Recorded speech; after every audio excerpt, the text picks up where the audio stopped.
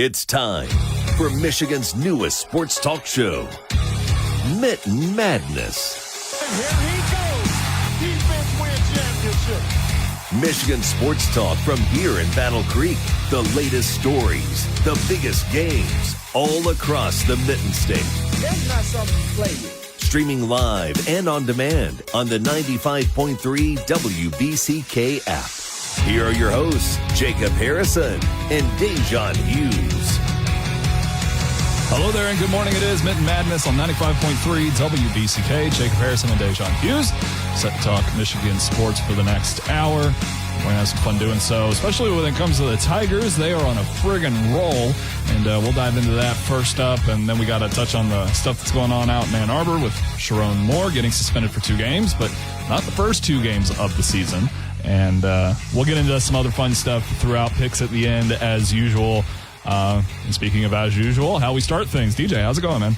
I'm living the dream. It's senior night this week, so that's got me in my feels a little bit. But lacrosse is going well. I'm happy with how things are going over there, and I'm getting excited for summer. Summer means summer coaching, and it also means summer traveling to some pretty exciting things. So I'm just looking forward to the summer and having that glass half full mentality. There you go.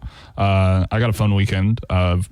Friday night, as we're recording on a Friday, as we always do, we'll head up to Lansing to go see a local metal band from Lansing put on a show. And then because of our connections with that band, that got us a little bit of a hookup to Rock Lansing. So we're going to Rock Lansing Fest on Saturday too. So busy weekend. I got to get some foot inserts after the show so that my old man feet and back can withstand the hobby and the thing that I love. You're not a whole that bunch. old. Dude, the last show I went to, I stood on my feet for about 2 hours, and I was like, I looked at my girlfriend and said, I cannot go to another show. I cannot go to another show without shoe inserts. That's hilarious. Not looking forward to that. No, it's real life.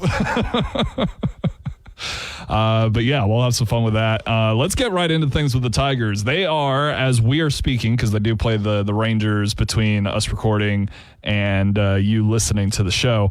But they are on a 4-game winning streak, including 3 straight, sweeping the Rockies out on the road, by the way, but also putting up 21 points in a doubleheader to close that thing out after Game 1 was postponed, which was one of the best performances they've had in some 40, 50, 60 years in a doubleheader, but also it gave them a sizable lead in the point differential across the MLB. They actually, if I remember the graphic that I saw correctly, I might skew a number or two here, but it's still a 20-point lead over the Yankees for that top spot. I think it's 83-61 in terms of point differential. And the Yankees, they've had that reputation from the beginning of how hot their bats were because they got hot new bats. And yet it's the Tigers who are leading in this category because they also have one of the best pitching staffs you could possibly ask for, especially when it's headed up by Tariq Skubal. So they've got a lot going on in their favor, a lot to feel really good about as they come back home, which, again, they're 13-3 at home, which is pretty ridiculous on its own. But because of their winning ways at home, that actually kind of, I know we're 36 games and some change into a 162-game season, but they're kind of like already in the driver's seat in the AL in competition for the number 1 seed. I mean, they could not ask for a better start to the season after a chaotic and positive finish to last season. They come out ready to go. And, there were some concerns about the hitting, if it was going to stack up and match that pitching. But, I mean, they far and away have exceeded expectations so far, landing in the top 5 of ESPN's power rankings this week. Yeah, so I told my homie who's a Phillies fan, I was like, look, if the Tigers don't win the AL Central this year, I'm going to go do whatever because... Dead fish. No, yeah, literally I'm just going to dead fish somewhere because there's no way they shouldn't win the AL Central this year. And they're starting to prove it. They're starting to take that step forward, having a 2.5-game lead on both the Guardians and the Royals. But like you mentioned, that pitching and the defense is where things are really coming to fruition for the Tigers. As far as runs scored, there's only 2 teams ahead of them in runs scored. That's the Cubs, who are leading the league at 223, and then also the Yankees, just the Cubs. Just the Cubs, because the Tigers have 208, and right behind them are the Yankees at 206. But those are and the Dodgers also have 206. Those are the only 4 teams with over 200 runs so far this year. So they're already an elite company there. Then you bounce over and you look at that category right next to it, the runs allowed. Only 125 for the Tigers, and there are only 3 teams that have let up less runs than them. The Royals at 123, the Mets at 122, and then lastly the Padres at 114. So the Tigers are playing what is almost perfect baseball. They're on a win streak of 4 games. They're 7-3 in the last 10, and they're successful both on the road and at home. Far better at home, 13-3 so far this year at home, and then a 12-10 record on the road. But we all know how hard it is to play inside of another baseball stadium. Winning games on the road says enough. If you can be at 500 or above on the road, then I think you're already having a good season, especially if you're winning 13 out of every 16 of your home games. Right. and that's the fantastic part is just how well they're playing at home. They also score like 2.8 more runs per game at home, which is a massive difference. And again, on top of that, it's not as though they just scored 21 at home. They scored 21, and I know the Rockies aren't like the best team in the MLB or whatever, but they scored 21 points in a single day on the road. And that's difficult no matter which way you're going about it. All of those updated statistics before Friday night's game, that puts them in first in the MLB in batting average, second in total runs, as you mentioned, fifth in on-base percentage, and fifth in slugging percentage. Like, you flip the script and go look at the pitching, and you see everything is sub bottom of the half in the league, and quality starts is tied for 16th in the league. The ERA is in the gutter at 28th. WHIP is at 28th. BAA is at 26th. Like, they're not dominating in every category, but you know how good the pitching staff is. And again, especially when Scooball is on the mound, and they're going to stack dubs anyway. And even if you look at those pitching statistics, compare them to the national scale, they're still not dropping off. And it's not as though they're giving up a ton of runs per game anyway.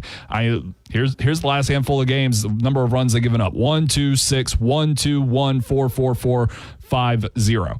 Going all the way back to the Orioles series, where they only let up 5 runs in 3 games. So, I mean, I think the hard part at this point is to sustain consistency of performance, as old ball coach in Tuscaloosa used to say, because Cleveland and Kansas City aren't just going to lie down in the AL Central, and neither are many of the other teams in the AL that they're going to find themselves competing with down the stretch. But again, so early on in the season, I mean, how do you even keep that sort of momentum going? Because it's hard enough to carry the momentum over from last year's playoff run and get started the way they have. Now they have to carry it through an entire season, and that's not the easiest thing in the world. It's one game at a time. I don't think, or even you can group it into 5 or 10, or whatever, but you always want to break your season up into chunks and handle and work on those chunks and focus on those one at a time. When you start to look at the bigger picture too early, it really starts to kind of get into your own head.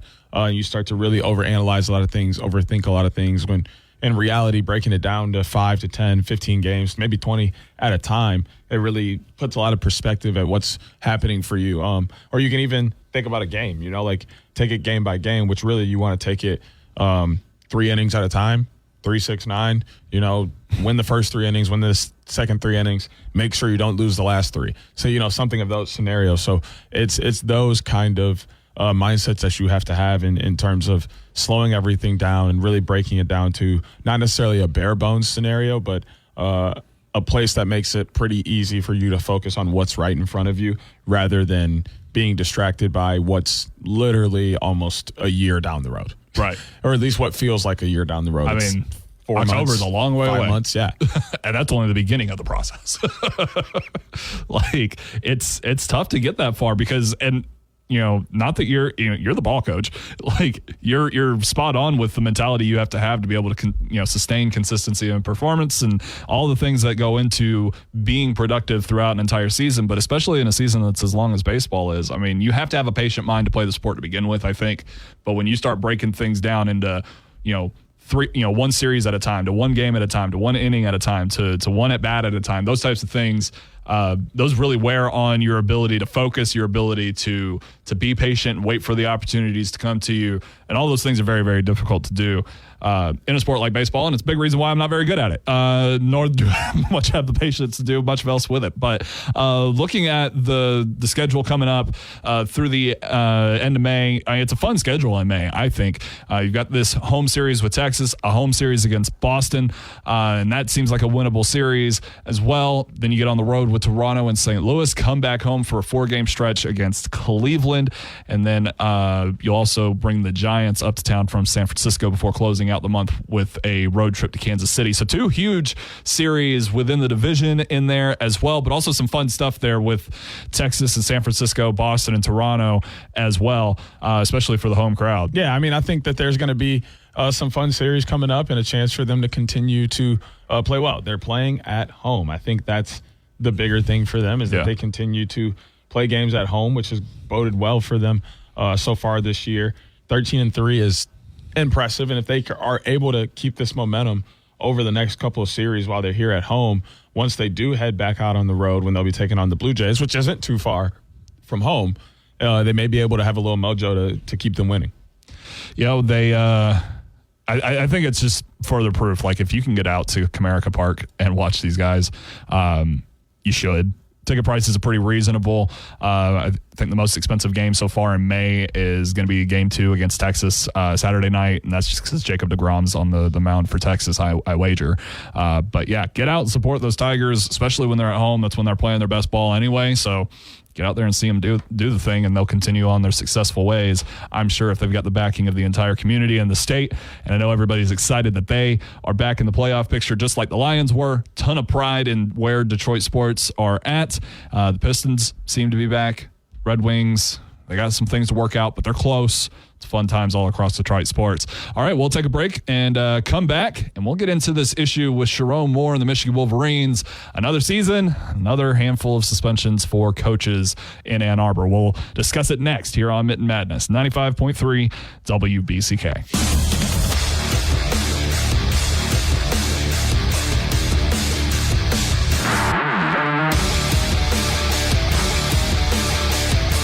We're back here on Mitten Madness, 95.3 WBCK. Jacob Harrison and Da'Jzon Hughes. It's time to talk about DJ's favorite college football program, headed up by Sharon Moore. He's suspended 2 games, self-imposed by the athletic department there in Ann Arbor, and they're going to suspend him for games 3 and 4 on the schedule against Central Michigan and Nebraska. Now, you can sway this any way you want, Michigan fans.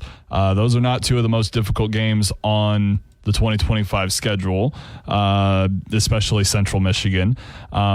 Instead, he will be able to coach in the season opener against New Mexico and the road non-conference game against his own alma mater at Oklahoma.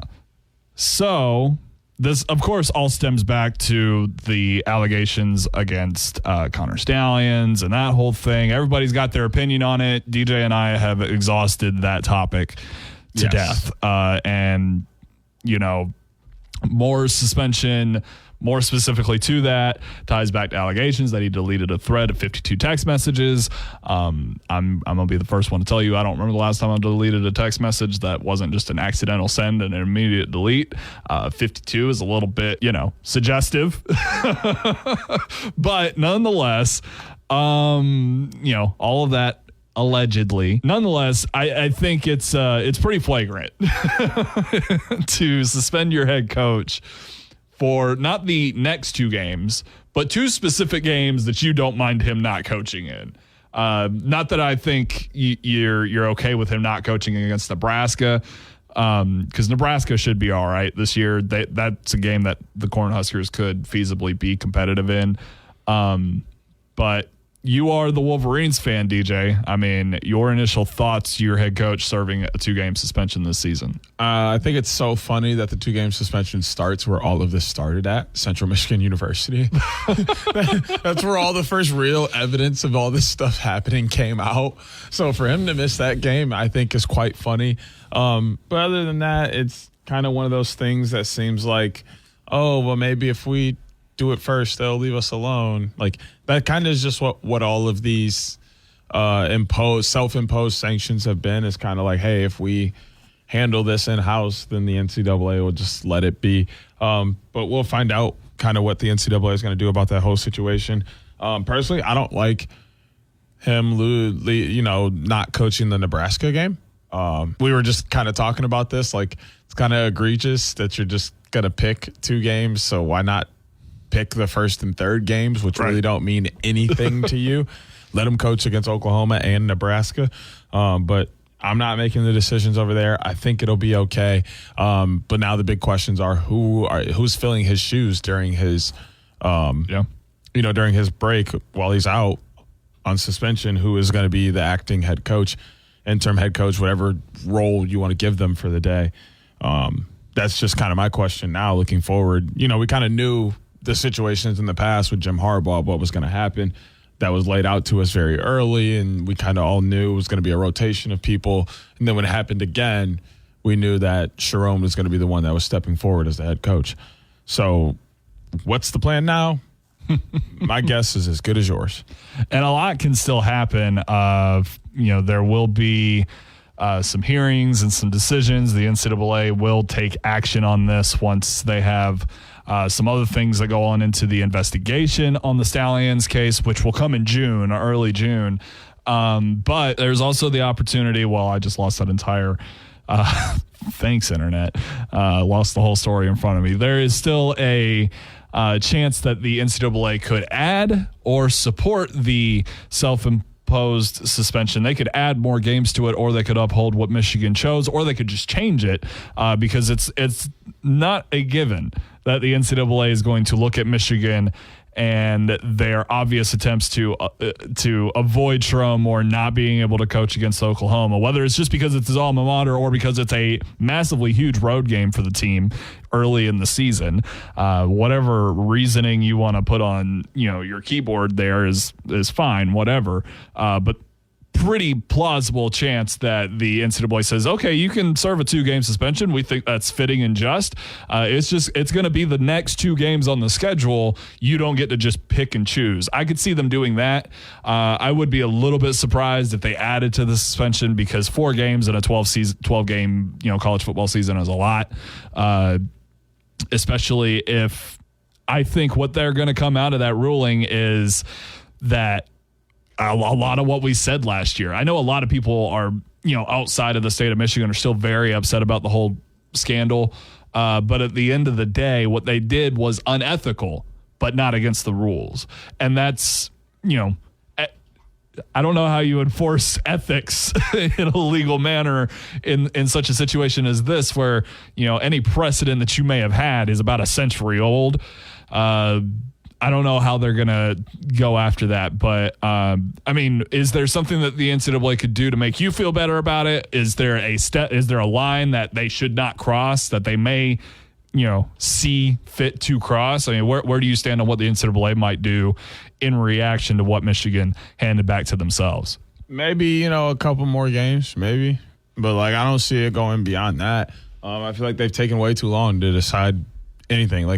Literally, we've already had a whole nother champion. Well, don't expect swiftness out of the NCAA. Hey, well, the whole reason college football is the way it is because the NCAA dragged their feet and the government had to step in. Statute of limitations is all I'm saying. You can't be taking too long. Nothing got 2 years on a statute of limitations. I'm just saying you can't be taking too long to reprimand people. Get to it. I agree with that. Get to it. And it's not like they don't have everything in front of them. They do. Literally, we all know all the facts to this already. So if you're going to do something about it, just do it. And if not, leave it alone. That's it. I feel like they're dragging it. Just do something or don't.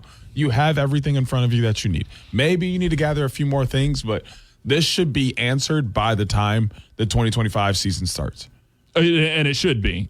It's supposed to be handled this summer. It should be completely situated by mid-June. It sounds like hearings are going to be, I believe, June 6th and 7th. And they'll come to their conclusions. But, yeah, don't expect swift retaliation or swift judgment from the NCAA whatsoever. going slow is their whole thing. I mean, they spent 150 years just taking advantage of their own athletes. So don't expect swift change or judgment from them. But as far as the Wolverines go, there's more to the team than just what's going on at the head coaching position. There's a season to be played, and it is coming up very, very soon. Michigan obviously done with its spring camp. DJ, I don't know if you were able to see their spring game. I wasn't able to. I haven't seen anybody's spring games. They're not as popular as they used to be. Mostly because teams look dramatically different by the time we get back to August. And a lot of kids just don't want to play in them anymore, apparently. Shots. Yeah. Listen, I advocated for a lot of the change that's happened in college football, but I expected structure to come along with it, not for it to just be thrown out. So that's the reason a lot of the things I support that are happening in college football look really, really bad right now. We're talking about the NCAA. Yeah, man. we're talking about the NCAA. I don't know. Maybe Nick Saban's going to be on this committee and he's going to fix everything. I don't know. You let me know when that happens. Yeah, if that thing even gets launched off the ground, the people lighting the matches don't always know which end to strike. That being said, let's get into the 2025 Michigan Wolverines. ESPN releasing a way too early top 25 spring rankings of college football programs. Michigan checks in at number 20. Obviously, a lot of key players gone, but a lot of key players added as well. Mikey Keene supposed to compete with Bryce Underwood and Jaden Davis for that number one spot at the quarterback position, but Keene was out with a shoulder injury through most of the spring, so Underwood and Davis actually got most of the work. Justice Haynes comes in, looks to be the starting running back. Damon Payne going to help with the departure of Mason Graham and Kenneth Grant. And yes, I just named two guys from Alabama coming up here to play Wolverines football. Also Trey Williams, another big get from Clemson. A lot of fun stuff going on with Michigan, but obviously the anticipation is how much longer before Sharon Moore gets the Wolverines back to where Jim Harbaugh left them, and that was with the national championship in hand. I'm not seeing national championship aspirations for Michigan this year, but a little bit more improvement off of last year, better passing game, those types of things. I think that's what people are hoping for. Any indication that might be the case? We'll see. I got like a few glimpses of some things from some clips from the spring game, but the thing is, there's a lot of unknowns. The biggest position is obviously quarterback. Who's going to be playing there? It says Bryce Underwood at the moment. That's kind of what we're all expecting. But then again, we don't know until, August rolls around. And then we also don't know how well he's going to perform until August rolls around. So there's a lot of question marks. I think the defense is still really solid, so that's something to fall back on. But it's going to be an interesting season. I think they do still finish in, the top 4, 6, 8-ish area of the Big Ten. I was about to say of the conference, right? Yes. We'll see where they end up in the rankings in the country. But I think the Big Ten is poised for a massive season across the board because those West Coast teams are going to be a little bit more comfortable now in year 2. And then you look around, Michigan State's on the up. Ohio State obviously is coming off of a national championship season. Michigan should be rebounding from last year's woes. Indiana is significantly better. There's a lot of fun to be had. Wisconsin should get their quarterback back with Van Dyke, and they should be back in business a little bit. Nebraska obviously has high expectations. A lot of fun stuff going down in the Big Ten.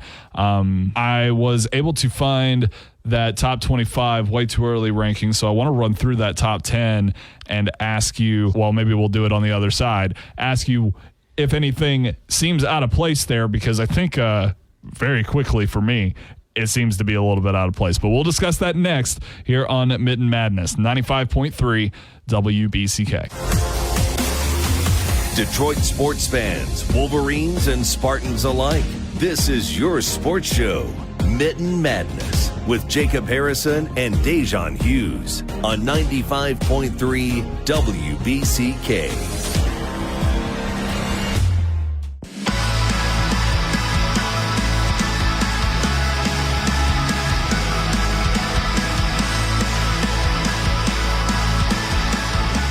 right, we're back here on Mitten Madness, 95.3 WBCK. Jacob Harrison and Da'Jzon Hughes. And we were discussing Michigan football in the previous segment. Thought we'd carry over that conversation a little bit, take a more broad scope on what's going on around the nation in college football. And a way too early top 25 released on ESPN. Just going to run through that top 10 and see if anything seems a little out of place. And I think you might agree with that right off the jump, because at number 1, the Penn State Nittany Lions, who returned Drew Aller and some other pieces on that offense, though notably not their huge, fantastic tight end who's now an Indianapolis Colt, Tyler Warren. In at number 2, the Clemson Tigers, again, returning a fantastic quarterback in Cade Klubnik. At number 3, obviously, Arch Manning's Texas Longhorns come in. Georgia, the Bulldogs are going to run with Gunnar Stockton this year at quarterback. Ohio State, who's got a huge quarterback battle. They have no idea who's going to be their starting quarterback, but we'll see what happens with them. They're coming off the national championship season. High expectations in Columbus. LSU jumps in at number 6, another veteran quarterback-led team with a fantastic defense. Their issue is that Brian Kelly is their head coach. Speaking of Brian Kelly, the Notre Dame Fighting Irish check in at number 7. Jeremiah Love back to help spurn that running game in South Bend. Oregon at number 8. They'll have a new quarterback in. It's expected to be Dante Moore. That name might sound familiar to a few people. Alabama checks in at number 9. A lot of big new things happening down there. Ty Simpson's going to take over at quarterback for Kalen DeBoer. Tuscaloosa did not have a single player enter the transfer portal this spring, so high expectations from my alma mater. Then BYU at number 10. Jake Retzlaff will come back after they fell apart towards the end, had an opportunity to join the college football playoff last season, but fell just short of the Big 12 championship. And Scudabo, or whatever his name was, from Arizona State, got in instead. DJ, anything there kind of, I the first one made you raise your eyebrows, but anybody else kind of stand out as well as Penn State? No, I think most of it makes sense. I never really pay attention to a lot of this stuff. Oh, neither do I. It really means basically nothing, but that is alarming. Penn State. I don't know the last time Penn State's been the number 1 team in the country. I think the last time they were number 1 was when they went down to Tuscaloosa to play Alabama, like Nick Saban's second or third year. Yeah, and that was a long time ago. And they wiped the floor with them, and Penn State kind of fell into obscurity. Not long after that, the whole thing happened. But so yeah, like that is a big eye popper. Like, okay, yeah. But other than that, it seems pretty what most people expect in a too early top 25. Tons of Big 10, tons of SEC, and then you get a sprinkle of Big 12, ACC in there to mix things up. And then, of course, you got a group of 5 here or there, whatever. A group of 6, I guess they're calling it now. But yeah, so that actually leads me to, did you see the newest proposal for the college football playoff? No, because there's a lot of things that I wish they wouldn't change about it. I understand the gripes. But a lot of the fixes I have heard have not been. This one was 16 teams. You get 4 from the Big 10, 4 from the SEC, 2 from the Big 12, 2 from the ACC, 1 from the group of 6, and then 3 at-large bids. The Big 10 and SEC would possibly have play-in games where the 3 plays the 4, 5 plays the 6, and then the winner of 5-6 plays the loser of 3-4, etc. I think it's silly for the Big 10 and the SEC because they're the ones that like it. Yeah, they're the ones advocating for it. They want to make sure as many of their teams get in as possible. Bro, you're going to get as many teams in as possible because your teams are already good. That guarantees 4, though. Right, but like you're going to get if there's 4 spots available, like the SEC is going to get them. Same for the Big 10. Maybe. Well, what I'm saying, like maybe how many teams in the college football playoff in the first year of it being 12 teams were from the SEC and the Big 10? A lot of them. Oh, yeah, I know. You know what I'm saying? Like, and a lot of teams fell out right at the tail end. And, obviously Georgia lost in the playoffs. Alabama, one of the biggest brands in college football, did not make the playoffs. Like, here's the reason they want that. If you want to be real, it's because the SEC and the Big Ten both saw what happened last year with teams like Alabama, where they were good teams, they were great teams, they were teams that could win big games, but they just so happened to lose a handful of other games because their schedules are so damn hard that losing is a given. You're going to lose at some point, which is not something that fans are used to in college football. So instead, they basically make it to where no matter what happens, the SEC and the Big Ten will have representation, even if they beat up on themselves, because other conferences that have been so closely competitive with one another, such as the Pac-12 and the Big 12, they just ended up dissolving and completely changing what they were because nobody could stand out above the rest. Whereas the SEC and the Big Ten for decades have ridden off of the idea of these handful of teams are the best in our division, and they play each other often in the regular season, and the chaos that ensues makes them the best conferences in college sports. And that's not to say that those ideas are completely wrong, but let's be real. If you drop Purdue in the SEC and Arkansas in the Big Ten, you're going to see vastly different results, and the same can be said for a lot of other different ways. If you put Arkansas in the Big 12, they probably are a playoff team rather than being a middle-of-the-road SEC team. And that's where the SEC and Big Ten's arrogance to try to ensure that they have spaces is silly. But if you're going to do that, man, if you're going to demand that that's the way it's going to be, then what they really ought to do is just take in as many teams as they can in those conferences. Just take them in. Play almost entirely conference schedules in the regular season, and then do that.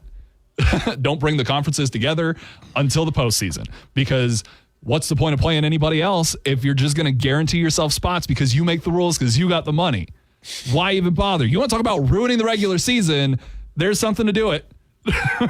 It's not a good idea. It's silly. It's like if when the NFL merged with the AFL and they created the playoffs to go to the Super Bowl, and the NFL said, whoa, we're big brother here. We get 8 playoff spots. Y'all get 4. Like, that wouldn't make any damn sense. And that's what they're trying to do. I don't like it.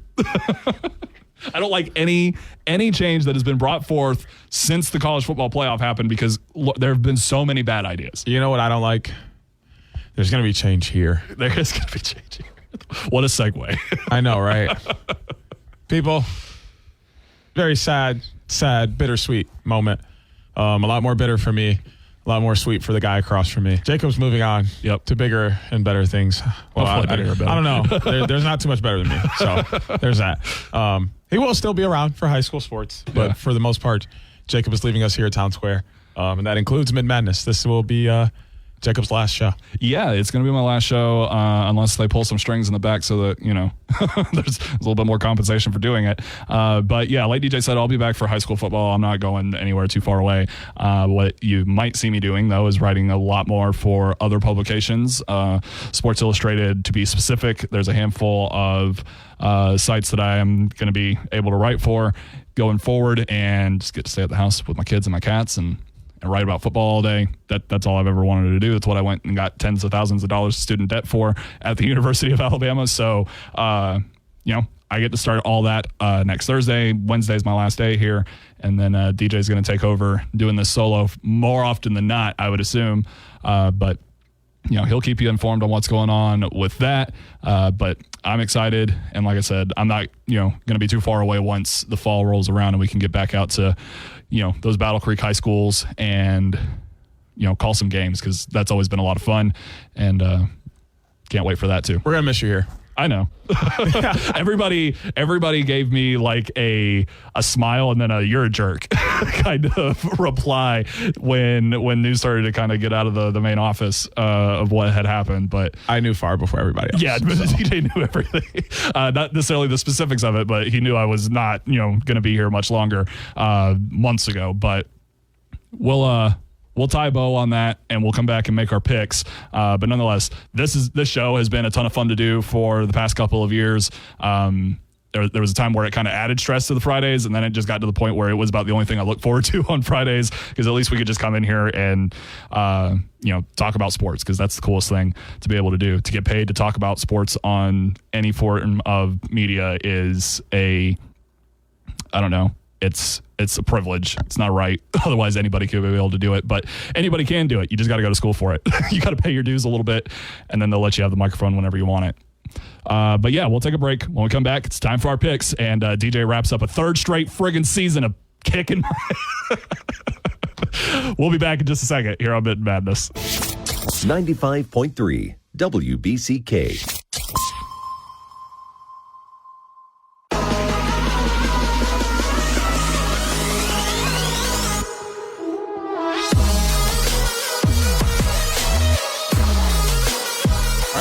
back here on Mitten Madness, 95.3 WBCK. Jacob Harrison and Da'Jzon Hughes set for one last round of picks between the two of us. And we've got some in the UFL, some in the NBA, and some title fights in the UFC. Big UFC 315 coming up. May 10th. Oh, that's later tonight. We actually got the UFC card on the correct week. Look at us go. I did my research this time. I didn't do. Normally, I just look at it and be like, yeah, that fight looks good. Yeah, and that's run the with next it. fight. All And right, then we let's look get to up and it's like, oh, it's still a week away. Sorry. But no, this time I made sure to check the dates and see what we were doing. But last week, I narrowed by 3-3, winning 2 of our 3 flip games. You won 1 of those flip games, and then we lost the 3 that we had in common. So you ended up 2-4. Or no, sorry, we won one of the 3 we had in common, then we split the other 3. So yeah, you ended up with 2-4. I ended up with 3-3. That gives me 41-31 this round, and you are at 39-33. Gross. Hey, you did it to yourself. You did so well. Hey, I got desperate last that week. 0 for 6 week really put you in. Yeah, it's tough to come back from that. All right, let's get started in the UFL with your Michigan Panthers today at 1 p.m. on Fox. They will travel south to take on the not quite Dallas Renegades. Renegades are 3-3. The Panthers are 4-2, and Michigan is a 3-point favorite. The U in UFL stands for under. The over-under is 42.5. You relate those however you feel. DJ, who you got between the Panthers and the Renegades? This is one of those split games we had last week, and unfortunately, you won that one, and I didn't because I did not choose the Panthers. That was the unfortunate part about this is I didn't choose the home team. I'm going to rock with the home team Panthers. They're not home this time. This is not happening at Ford Field, but they are a home team as a Michigan UFL team. I'm going to rock with the Panthers. I think they're going to keep their winning ways going and look to try and continue to keep themselves atop of their half of the standings as they look for a playoff push. But yeah, I'm going to take the Panthers. Yeah, I agree. Panthers walk into not quite Dallas and come out with a win. Let it be forever known that the Renegades have a dumb logo to not be the Dallas Renegades and have a big D on it. Yeah, I mean, the Dallas Renegades would be perfect for that it's logo. a great name. Perfect. I don't know why they're not allowed to use that. Arlington is Dallas. The Dallas Cowboys play in Arlington. I know.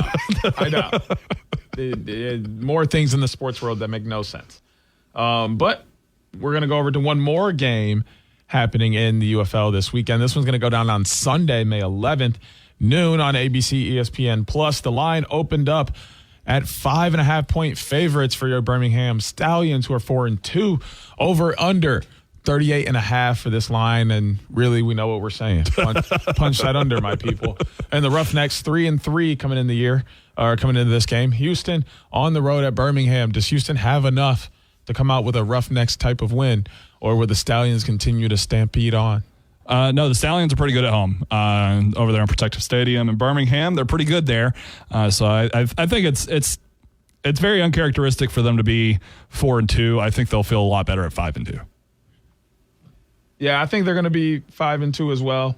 They're one of the few teams that is vying for a playoff spot. Things are getting rough. There's 4 teams that are 4-2. Unfortunately, one of those teams is on a side with 2 other teams that are also 4-2. So one of them ain't going to make the playoffs. Yep. And, one of them is going to be the outside looking in. The Stallions have to continue winning, and I think they know that in order to get where they want to be, they got to be able to beat 3-3 teams like the Roughnecks, and they're going to come out with the victory at home. Yeah, it's actually the standings mirror each other on the USFL and XFL sides. 2 teams of 4-2, a team of 3-3. So 3-team races on each side of the conferences there in the UFL makes for a good product. So check out the UFL, man. It's fun sometimes. Let's get to the NBA postseason game 3. Later tonight, or excuse me, this afternoon, 3:30 p.m., the Boston Celtics are in New York at the Garden to take on the Knicks. New York does lead this series 2-0, which is a little bit of a surprise to me. They picked up a 1-point win over the Celtics just a few days ago and had that 3-point victory in overtime in game 1. Can the Knicks go up 3-0 on the Boston Celtics? Going to be outrageous here. I'm going to say yeah. For whatever reason. I don't know. Something's pulling for me to say yes. I think the Knicks are going to win a third game in this series. They're at home. That's huge for them. They have no injured players. That's huge for them. And I mean, they've won both a tight game by 3 and then a tight game by 1 over what is supposedly the best team in the East. So until the Knicks give it, and 27-4 at home, 27-14 at home on the year, they play well inside Madison Square Garden. The energy is going to be insane inside of that building. I think it only helps the Knicks. And I'm going to have to give them the edge here. Yeah, the Celtics are 33-8 on the road, and they swept the Knicks in the regular season. But the playoffs, I mean, if Boston don't win this game 3, it's very possible this thing doesn't go back to Boston. It's tough to pick against Boston here. I'm not going to do it. I think the Celtics get back into this thing, pick up a win that they desperately need in game 3. That's going to get us over to yet another game happening on the hardwood, another game 3. This series is a little bit different than the one we just talked about. For one, it's happening in the Western Conference. For two, it's going to be on the other coast, the Pacific coast. The Golden State Warriors hosting their first game of the series against the Minnesota Timberwolves. They have the exact same record for home and away. Timberwolves are 24-17 on the road, while that is the exact same record the Warriors have at home. The matchup predictor giving the Wolves a 55.1% chance to come out with the win on this one on the road. But I do want to preface, Stephen Curry will be out of this game with a hamstring injury, which I'm sure will factor into decisions all over the place. This one's happening later tonight, 8:30 p.m. on ABC. Who takes the 2-1 series lead? Golden State. I'm not that worried about Steph not playing when Jimmy Butler's still out there for him. Draymond's crashing out. So, it's all working out in Golden State's favor. I think they'll be fine in this game at home. I see what you're doing here.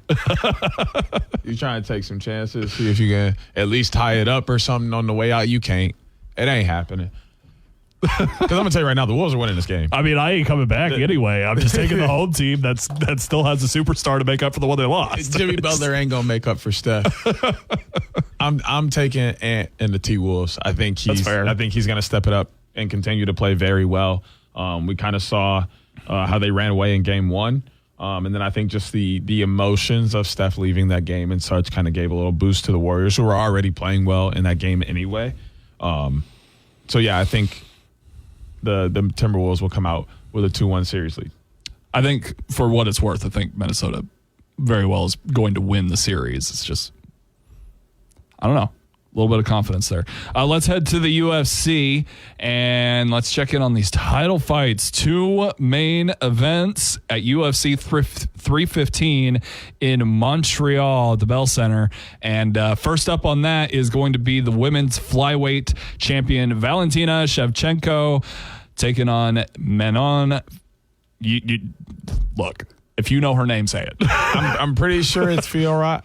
Fioro, I don't know. Yeah, it's Fiora. Fiora. Yeah, she's French. Yeah, she's French. I mean, no disrespect. Not necessarily an upstart at 35 years old, but 12-1 in her professional fighting career. The 37-year-old champion, of course, is 24-4-1.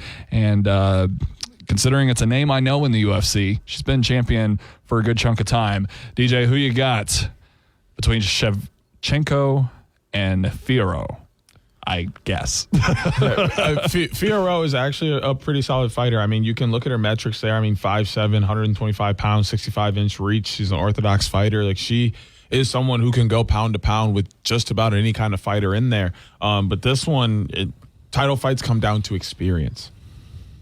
Title fights come down to experience. And on the other side, Valentina Shevchenko has so much more experience than what Fiorot has. And also, she has much more title fight experience than what Fiorot has. When you're going from 3 rounds to 5 rounds, it's different. When you're fighting 5 rounds consistently, it's different. I got to take Shevchenko.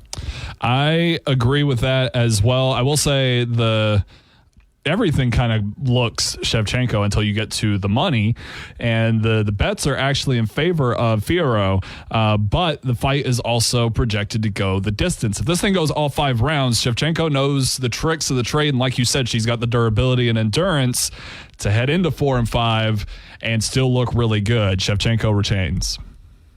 That's going to get us to our last pick of not only the week, but for quite some time until we can get this guy to come back and guest host. It's another title fight happening in the welterweight division on the men's side. Bilal Muhammad, 24-3, holding the belt from Palestine. 5'11", 169 pounds, 36 years in age, 72-inch reach. And he's got that orthodox fighting stance. Is a 185 favorite to Jack Della Maddalena. 17-2 out of Australia, 5'11", 170 pounds, 28 years old, 73-inch reach with the switch fighting stance. Plus 155 on the cards. Can Maddalena do the unthinkable and shock Muhammad for a title, or will Bilal retain? I think he thinks he can. I'm not so sure that he can. I will say probably a lot of, I would anticipate a lot of behind the scenes type of things probably playing into the mindset for Bilal Muhammad, with, Palestine being national news on a daily basis for one reason or another. But I think that honestly makes it all the more special that he gets this opportunity to defend his title, the welterweight division in the main event of UFC 315. I don't think he runs away with it. I think it'll be a very tough, very difficult fight for him. And I think Jack Maddalena is going to have to come back for a second try at this thing to get the welterweight title off of him, because I don't think he'll do it this time. Muhammad retains. You know what? Why not? Give me Jack Della Maddalena. Why not? I have nothing to lose here. I'll take Jack. I don't even really like the Aussies like that. Sometimes they cool, but I'll take this one with me. So that's going to give us both taking the Knicks. I've got the T-Wolves. You got the Warriors. We both have Shevchenko. We both have the Panthers. Both have the Stallions. You've got Bilal Muhammad, and I've got Jack Della Maddalena. For the last time, get us into the weekend, sir. All right, that's going to do it for me and for DJ this week. And I will see you guys this fall for high school football when we get back out there with Harper Creek and Battle Creek Central and Penfield and Lakeview. We'll have a lot of fun with that. Marshall as well later this year. But in the meantime, I'll leave it with DJ. He'll be back with you next week, same time, 10 a.m., right here on Mitten Madness on 95.3 WBCK. I'll see you guys later. Take it easy. Join Jacob Harrison and Da'Jzon Hughes every Saturday morning at 10 a.m. for Mitten Madness on 95.3 WBCK. Miss the show or want to run it back? Stream Mitten Madness on demand on the WBCK app. Sponsored by AirwayCashforJunkCars.com.